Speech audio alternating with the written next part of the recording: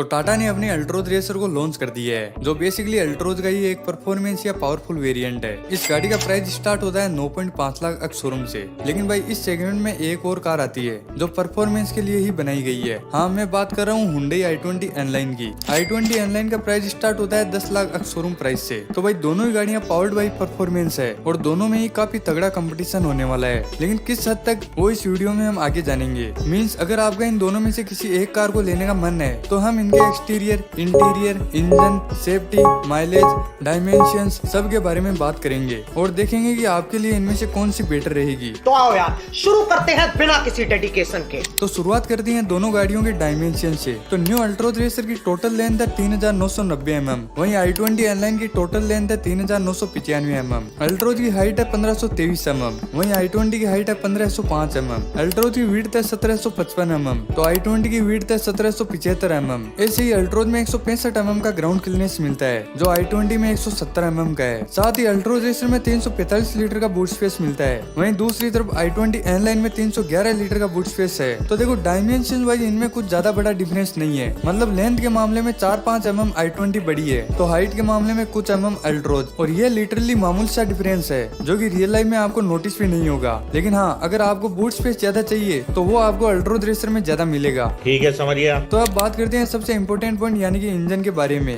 तो अल्ट्रोज रेसर में हमको टाटा नेक्सन वाला इंजन मिलता है जो कि 1.2 लीटर टर्बो पेट्रोल इंजन है। ये इंजन 118 हॉर्स पावर और 170 Nm टॉर्क जनरेट करता है। वहीं दूसरी तरफ i20 N-Line की बात करें तो इसमें हमको 1.0 लीटर टर्बो पेट्रोल इंजन मिल जाता है विद 118 bhp और 172 Nm टॉर्क। दोनों ही इंजन 3 सिलेंडर है, तो वाइब्रेशन तो फिलहाल दोनों में ही मिलेगी।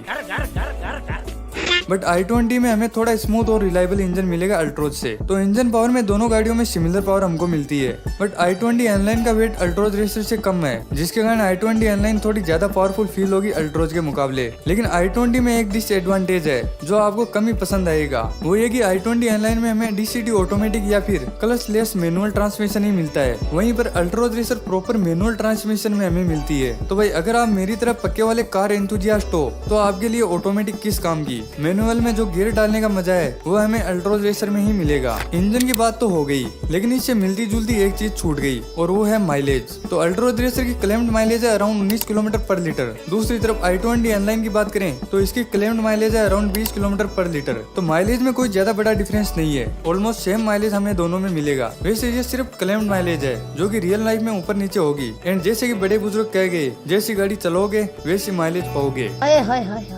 आप तो एकदम राइमिंग बोल गए भैया जी। तो अब बात करते हैं इन दोनों के एक्सटीरियर और इंटीरियर की। तो पहले एक्सटीरियर यानी लुक्स की बात करें तो देखो लुक एक पूरी तरह से सब्जेक्टिव टॉपिक है। किसी को अल्ट्रोज रेसर की लुक्स पसंद आएगी तो किसी को i20 N-Line की। अब इस पर मैं किसी एक की कमी नहीं निकाल सकता कि इसकी लुक बेकार है, क्योंकि यह सबकी पर्सनल चॉइस है। बात तो सही है, पर आप मुझे कमेंट में बताना कि आपको किसकी लुक्स बेटर लगी, अल्ट्रोज रेसर या फिर i20 N-Line। बाकी अब चलते हैं इनके इंटीरियर और फीचर्स की तरफ। तो पहले कुछ कॉमन फीचर्स की बात करते हैं। तो दोनों में हमको 10.25 इंच की touch screen, digital instrument cluster, steering mountain control, wireless charger, auto climate control, cruise control, rear AC vents, ये सब कॉमन फीचर्स मिल जाते हैं। अल्ट्रोज में हमको वेंटिलेटेड सीट्स का ऑप्शन मिलता है जो i20 N-Line में नहीं मिलता। दूसरी तरफ i20 N-Line की बात करें तो इसमें हमको ऑटो डिमिंग IR में मिलता है, जबकि अल्ट्रोज रेसर में वो मैनुअल में मिलता है। तो वैसे तो दोनों में हर एक फीचर्स ऑलमोस्ट सेम हमको मिलता है, बट अल्ट्रोज रेसर का वेंटिलेटेड फीचर्स हम इंडियंस के लिए बड़ा काम का है, क्योंकि इंडिया में इतनी गर्मी के हिसाब से वेंटिलेटेड सीट्स होना काफी अच्छी बात है। ओके, तो अब बात करते हैं इंपोर्टेंट पॉइंट सेफ्टी के बारे में।